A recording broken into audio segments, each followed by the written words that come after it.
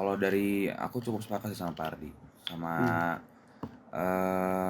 kalau misalkan mau ke IO kayaknya Artinya mereka sangat mengawasi dan selama ini pernah ada masalah.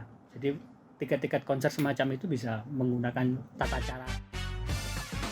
Welcome to BMCC Podcast.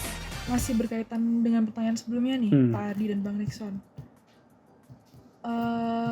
Bagaimana hukum mengatur terkait tanggung jawab? Jadi ini lebih ke tanggung jawab penyelenggara konsernya terhadap penipuan tiket yang terjadi di bawah naungan mereka. Tadi mungkin sedikit singgung juga, kayak ada yang menuntut ini ya, IO-nya. Ya, kalau disinggung dari teori hukum, masih ingat gak ajaran kausalitas? Wah. sebab akibat. Ya, teori ajaran kausalitas itu melihat akibat dari menemukan pelaku ini. Nah, ada namanya teori conditio sine qua non. Nah, conditio sine qua non ini dicontohkan di kasus lain. Ada orang membunuh dengan cara menembak dengan pistol. Yang dipidana tidak hanya orang yang menembak, tapi membentang ke belakang, yaitu penjual pistolnya juga kena. Kemudian bahkan pabrik pistol juga bisa kena, membentang ke belakang tanpa akhir. Itu namanya teori conditio sine qua non. Cuman masalahnya teori ini tidak dianut di Indonesia. Artinya kalau penipuannya bukan dilakukan oleh IO, ingin menuntut IO ya nggak bisa. Kan yang pelakunya bukan IO-nya. IO-nya di luar ini. Di luar yang ya IO menjual dengan tata cara dengan aturan yang sudah benar, sesuai. Orang kan yang menyalahgunakan. Ya kalau ingin menuntut IO ya tadi itu ajaran conditio sine qua non, membentang ke belakang. Orang-orang yang nggak ada hubungannya bisa kena juga, dan itu tidak dianut di Indonesia. Ya, jadi ya cukup pelakunya saja yang dijerat. Kecuali mungkin ini IO-nya mungkin tidak bertanggung jawab terhadap keamanan web. Ya. Nah, mungkin webnya kan katanya ada cara-cara supaya bisa tembus war-nya, itu perang tiket itu bisa tembus pakai aplikasi. Mungkin dia tidak menjaga keamanan sistem itu, mungkin bisa bertanggung jawab. Tapi kalau dia sudah menjaga tapi tetap kebobolan, ya nggak bisa dipertanggungjawabkan dong IO-nya. Karena itu tadi dalam ajaran kausalitas ada teori conditio sine qua non yang tidak dianut di Indonesia, membentang ke belakang gitu. Kalau dia membentang ke belakang nanti masa mau gugat Chris Martin? Iya. Iya. Semua itu bertanggung jawab karena membentang ke belakang dia. Iya. Gitu. Kalau dari Bang Nisa ada tambahan kan nih Bang? Ya, kalau dari aku cukup sepakat sih sama Pak Ardi. Sama kalau misalkan mau ke IO kayaknya tadi kan aku udah sempat singgung ya sebelumnya, kurang tepat gitu. Karena jangan sampai salah sasaran juga. Kayak ya tahu nih pasti orang sebagai korban kan pasti ada kesulitannya, tapi tetap juga kita harus pahami juga kalau misalkan Indonesia ini negara hukum yang ada aturannya, itu aja sih. Gitu teman-teman. Oke, lanjut untuk pertanyaan selanjutnya. Untuk para korban yang mengalami penipuan tiket konser Coldplay ini pasti sangat menginginkan keadilan ya, terutama apabila mereka sudah membeli tiket dengan harga yang terbilang cukup tinggi.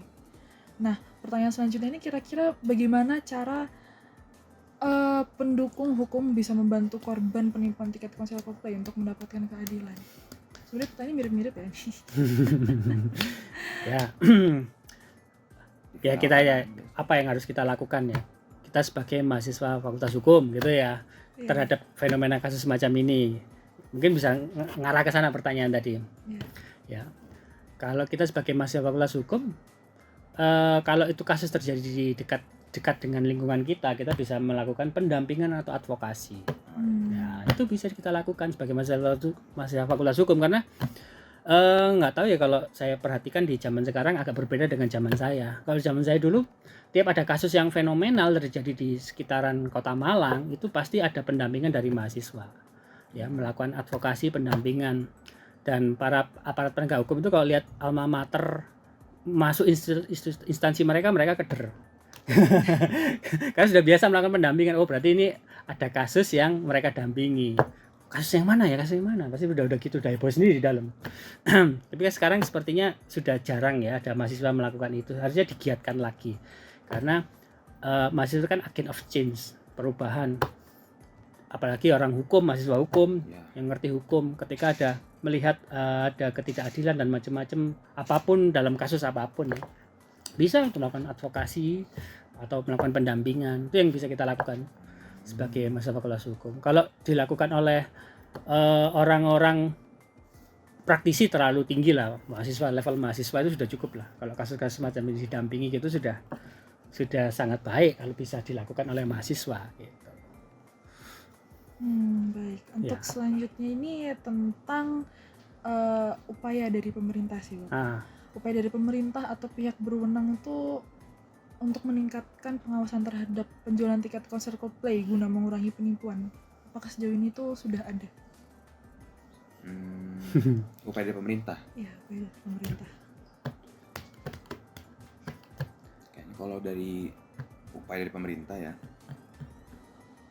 apa yang bisa dibuat sama pemerintah itu kan kebijakan, Iya. kan? Kebijakan, pembentukan peraturan gitu. Mungkin kalau yang aku bisa anggap kurang itu mungkin yang pertama tadi yang soal calo ya Pak ya, bisa juga. Atau enggak, ini kan penjualan tiket secara daring, ya kan. Oke, yang membuat itu event organizer menggunakan media daring sebagai sarana tempat bertransaksi. Oke lah, kalau misalkan pada normalnya kan orang bisa membeli kan dengan kemampuan masing-masing tentunya. Tapi kan di situ kan ada peperangan masyarakat Indonesia yang banyak ini membeli tiket yang terbatas terhadap tiket ini ya. Kayaknya ya. Sebetulnya ada nggak sih Pak kayak peraturan soal tiketing ini yang misalnya daya beli orang Indonesia misalkan berapa gitu kan. Terus habis itu misalnya syarat-syarat terhadap orang yang mau membeli tiket apa dengan takaran apa, mungkin itu ya yang aku anggap kurang ya, karena kan ya hal-hal yang kayak gitu kan yang membuat mudahnya penipuan. Atau enggak ya misalkan tiket, kalau yang aku tahu tuh jadi mungkin ada Pak tiket yang memang ternyata nggak bisa dijual kembali. Memang ada ya nggak sih kalau nggak salah ada ya tiket yang nggak bisa dijual kembali ya, karena dia harus verifikasi nomor telepon misalnya Pak, habis email nanti dia di venue dia harus verifikasi juga terhadap kartu identitas. Saya nggak pernah nonton konser soalnya. Saya jujur juga jarang, hampir nggak pernah. Cuman saya kan kadang dengar dari teman-teman mahasiswa ya. Katanya kan kayak gitu tuh. Nah mungkin karena adanya kemungkinan nih sehingga bisa dijual kembali si tiketnya. Nah terjadilah fenomena ini dengan menjual tiket itu dengan harga 11 juta ke atas, sekian. Tapi perlu atau enggaknya aturan itu pun tetap harus dijawab sama kebutuhan masyarakat juga sih. Gitu. Kalau aku gitu ya mungkin. Ya memang hukum itu tertatih-tatih mengikuti perkembangan masyarakat. Zaman saya kalau zaman dulu nonton konser zaman dulu ya tiket karcis itu. Nggak ada yang model-model online ini kan sudah berkembang, otomatis kejahatan akan mengikuti perkembangan zaman. Ya pemerintah harus mengikuti itu dengan cara mengatur ketika ada kekosongan hukum. Ini ada kosong di sini ya diatur, seperti tadi di awal kan saya bilang kalau berkaitan dengan calo yang memang itu dia memang jual tiket untuk jasa ya nggak ada sanksinya karena memang bukan kejahatan. Ya, kalau memang itu ingin dijadikan namanya kriminalisasi, diatur menjadi sebuah kejahatan ya diatur dalam undang-undang. Itu. Kemudian kalau bentuk pengawasan yang bisa dicontoh seperti yang saya tahu itu tapi ini berkaitan dengan tiket perjalanan ya. PT Kereta Api itu loh. Itu bagus dalam mengatur penjualan tiket secara online. Kan hanya kereta api aja yang di saat ini yang jualan tiket online itu kan. Nah, mengatur artinya mereka sangat mengawasi dan selama ini pernah ada masalah. Jadi tiket-tiket konser semacam itu bisa menggunakan tata cara atau mencontoh ya tata cara semacam itu penjualan tiket yang dilakukan PT KAI itu. Ya, karena konser ini kan tidak hanya musik. Ya, nanti ini ada bola loh. Argentina. Bulan Juni tanggal berapa. Nah, itu kan tiketnya juga dijual kan. Nah, itu pasti ada juga kasus-kasus yang mirip fenomena ini gitu. Pasti ada. Oke. Mungkin kita lanjut ke pertanyaan selanjutnya. Kalau dari pandangan Pak Ardi sebagai dosen Fakultas Hukum Hmm. Universitas Brawijaya ya, sejauh ini apakah ada upaya kolaborasi antara pihak berwenang, penyelenggara konser, dan platform penjualan tiket dalam membantu mencegah penipuan tiket konser Coldplay di Indonesia ini, Pak? Wah, itu yang tahu ya aparat penegak hukumnya Oh, iya. terkait kerjasama itu. Kalau dari saya kan tidak mengikuti perkembangan ya, artinya tidak mengikuti awal bagaimana rapat intern mereka, tetapi pasti ya kalau itu kan memerlukan izin ya, menyelenggarakan event besar itu izinnya juga pasti ribet. Nah, di dalam izin-izin itu pasti harus ada syarat-syarat yang mereka penuhi. Nah, syarat-syarat itu adalah merupakan bentuk pengawasan yang dilakukan oleh pemerintah, dilakukan oleh Polri, dilakukan oleh berbagai pihak, dan itu pasti kan sudah dipenuhi semua oleh penyelenggara. Ya, saya pikir sebenarnya kalau dari segi itu mungkin, karena saya tapi tidak tahu pasti ya, pasti sudah beres semua lah, nggak ada masalah. Ya, karena syarat-syarat itu dipenuhinya di awal kan, tentang izin-izin dan sebagainya itu. Karena ini bukan konser yang kecil ya, mereka Yang besar, menyiapkan jumlah yang besar dan sebagainya. Dan lagi saya dengar itu dari beberapa teman yang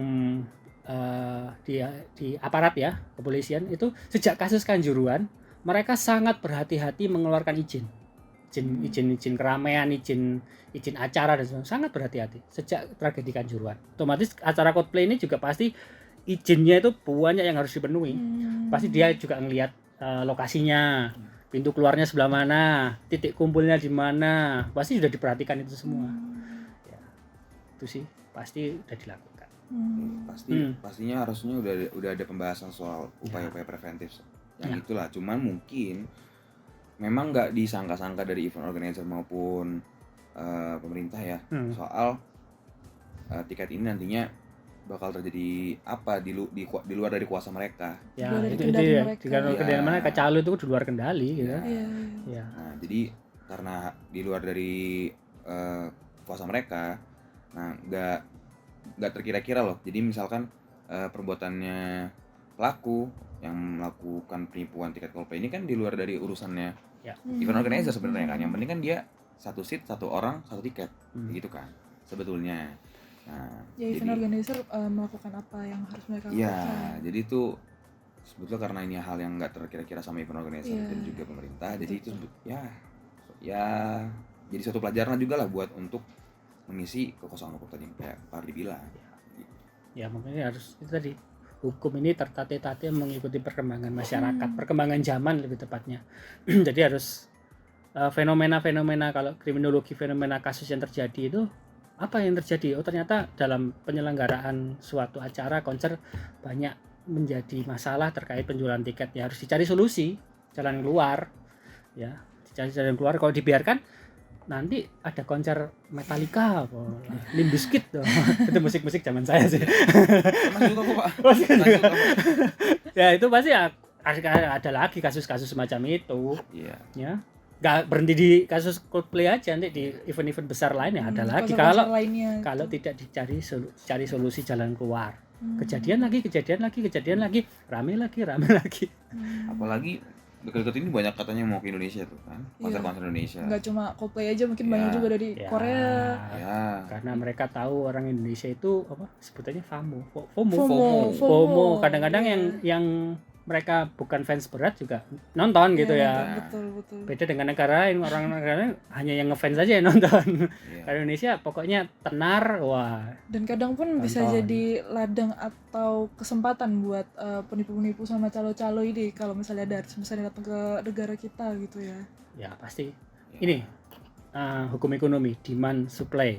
Ketika ada permintaan, di situ pasti ada orang cari yang cari menyiapkan ya. Ketika ada permintaan yang besar, situ orang ada yang menyiapkan terkait itu. Nah, cara menyiapkannya itu dengan cara-cara yang benar, dengan cara-cara yang tidak benar juga. Iya, dengan cara yang nipu tadi. Cara berbeda. Ya, selama permintaannya besar. Iya, ladang kesempatan, cuman kesempatannya ada yang gelap, ada yang bener juga. Betul.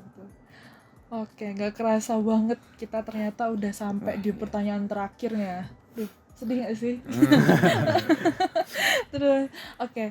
Untuk pertanyaan terakhir, Pak Ardi dan Bang Nixon, Ya. gimana sih hukum di Indonesia ini mengatur tanggung jawab penyelenggara konser Coldplay terhadap penipuan tiket yang terjadi di bawah naungan mereka? Mungkin di pertanyaan ini lebih mengarah apakah para korban ini berhak mendapatkan kompensasi atau tidak? Korban Ya, untuk dari pelaku ya. ya dari Saya dulu mungkin Pak. Saya dulu mungkin Pak ya. Iya, silakan. Ya, kurang lebih sebetulnya kan tadi kita udah bahas agak panjang ya soal pertanggungjawaban dari pelaku itu bagaimana, payung hukumnya apa aja, yang ancaman pidananya, terus terhadap korban ini apa yang bisa dilakukan, ya sedemikian rupa yang kayak tadi lah gitu. Mungkin yang baru yang saya baru ingat juga, misalnya kalau di tindak pidana korupsi itu ada pengembalian apa ya? Ya, Ya. makanya ngerame undang-undang perampasan aset, RUU undang-undang perampasan aset kan salah satunya ya supaya bisa menarik harta yang dikuasai oleh pelaku kejahatan untuk disita. Ya, nah mungkin seandainya memang ada yang seperti itu, ya bisa ada suatu kemungkinan lah atau chance gitu buat korban mendapatkan kembali gitu, ya kan?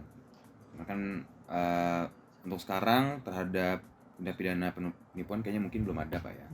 Jadi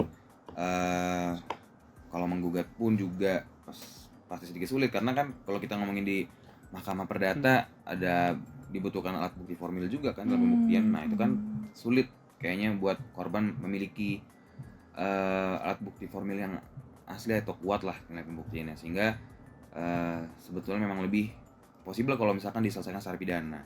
Tapi baik lagi di situ ada kemungkinan ya berdoa aja lah mungkin ya, supaya bisa dikembalikan gitu. Ya. Mungkin gitu kalau dari aku. Dari Ya. Pak Ardi? Pertanyaan terakhirnya adalah pertanyaan sabu jagat, artinya merangkum semua tadi jawaban-jawaban saya. Ya kan? Ya, jadi kalau bisa dirangkum lagi, ya ya dilaporkan kalau memang terjadi tindak pidana, ya merangkum tadi yang sudah saya sampaikan sebenarnya, dilaporkan. Tergantung perbuatannya tadi, perbuatannya apa? Apakah dia memang nipu? Apakah dia ada pemalsuan di sana? Memang dia murni calo dan sebagainya. Kemudian ada juga alternatif kalau memang mau diselesaikan secara non penal, artinya diupayakan perdamaian dengan pelaku. Ya, karena ada asas kan apa namanya tadi? Upaya terakhir, ultimum remedium. Jadi bisa kan diusahakan dulu perdamaian. Kemudian juga terkait bagaimana cara mengembalikan dana itu ya melalui putusan pengadilan, ya harus menunggu putusan dan itu harus dimintakan dalam putusan bahwa nanti hakim memohon supaya dalam putusannya bisa mengembalikan benda yang disita atau barang-barang yang disita, karena barang yang disita itu otomatis salah satunya juga uang yang di hasil penipuan tadi atau hasil kejahatan tadi. Terus mana emang ya cara yang agak penal ya melakukan gugatan tadi, minta ganti kerugian, ya mereka bisa minta gugatan ganti kerugian itu. Jadi merangkum semua tadi yang disampaikan di awal-awal tadi sebenarnya. Berarti dari para korban ini tentunya berhak ya buat dapat kompensasi itu ya Bapak ya? Ya wajib. Ya wajib karena perlindungan terhadap korban itu juga harus diperhatikan. Ya. Jadi begitu teman-teman, untuk mungkin nggak untuk konser Coldplay aja, untuk konser-konser kedepannya dan konser-konser yang akan terjadi kedepannya, mungkin buat teman-teman bisa berhati-hati, dan buat yang sudah mungkin sudah mengalami penipuan mungkin bisa segera melaporkan dan agar segera ditindaklanjuti dan segera mendapat keadilan. Oke, baik para pendengar sekalian, sayang banget ternyata waktu kita udah tiba di penghujung podcast nih. Terima kasih banyak buat Pak Ardi sama Bang Nixon sudah berkenan sharing bersama kita di podcast BMCC kali ini. Untuk teman-teman pendengar podcast, jangan bersedih karena pastinya bakal ada podcast lainnya yang tentunya dengan pembahasan yang akan sangat seru dan juga bermanfaat. Nantikan podcast BMCC selanjutnya ya. Wassalamualaikum warahmatullahi wabarakatuh. Shalom, Om Swastiastu, Namo Buddhaya, dan salam kebajikan untuk kita semua. Brawijaya buat core community, salam pradana semua, esok pasti lebih baik.